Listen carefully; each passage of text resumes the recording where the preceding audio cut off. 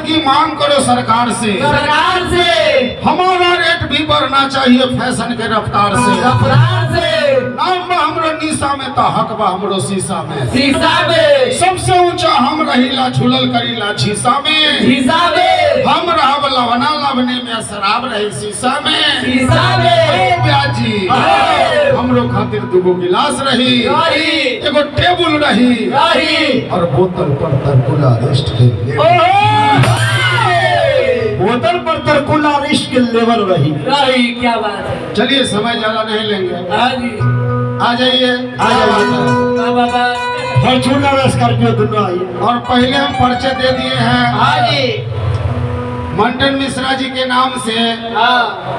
YouTube पर खोजिएगा तो मिल जाएगा, आप भी आ जाइए यहो मिल जाएगा। गुलाबो रानी भाषण कम और राशन बांट दे। आप लोग लवनी लेके आए हैं, इसे चिकना लेके अलखुना।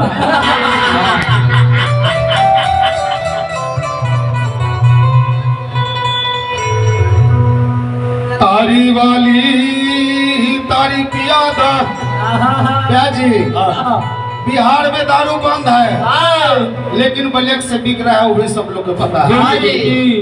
होम डिलीवरी और बिक भी रहा है तो महंगा बिक रहा है। 1200 में फुल और 600 में हाफ, 300 में तो पौआ। 300 में बचवा। तो चलिए दारू महंगा है तो तारी से काम चलाया जाए। तारी वाली तारी पियादा, अरे एक नंबर भरा का पिया करबानी हम। तार वाला तारी द खजूर वाला तारी वाली तारी पियादा, तारी वाली तारी पियादा। एक नंबर भरा का पिया करबानी हम, एक नंबर भरा का पिया करबानी हम। तार वाला तारी द खजूर वाला तारी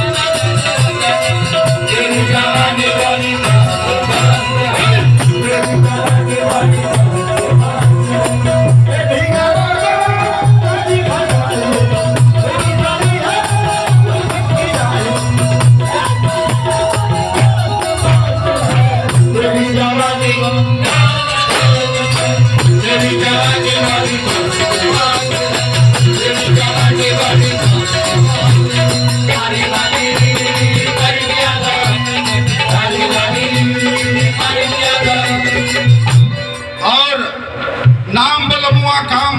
यही से बदनाम बबुआ गरियावता तो ये बेटवा उहे गनवा बजावता जेमे सकल बलमुआ गावता।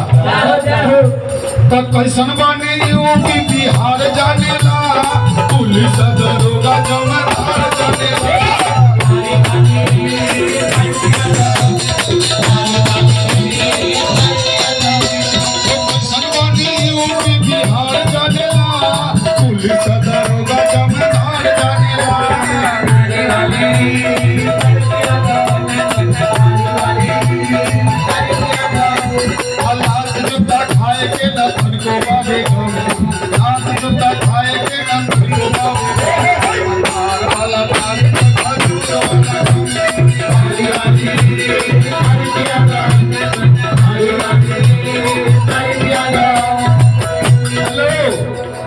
चलिए इसी के साथ अब आपको मौका दे